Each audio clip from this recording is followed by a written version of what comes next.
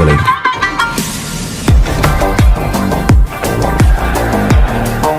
తను నేర్చుకున్న కళకు శిక్షణ తోడయ్యేసరికి అది తెర మీద నిజంలాగే కనిపించింది.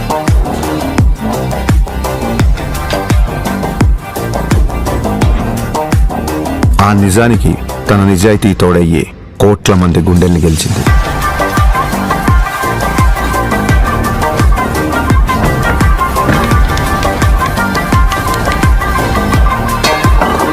ప్రయత్నంలో లోపం లేకపోవడంతో ఫలితానికి సంబంధం లేకుండా ఎంతో మంది అభిమానుల్ని ఆయన దగ్గరికి చేర్చింది.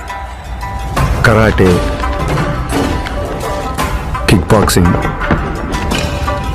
ఎస్క్రిమా, ఇలా మార్షల్ ఆర్ట్ ఏదైనా అదే డిసిప్లిన్, అదే క్రమశిక్షణ. వాటిని కూడా తన సినిమాల ద్వారానే జనాలకు దగ్గర చేశాడు.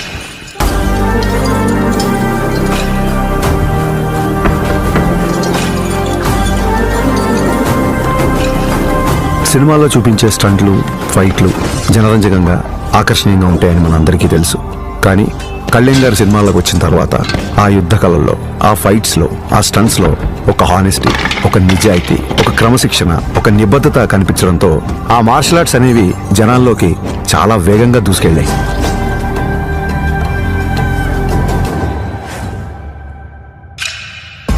అసలు మార్షల్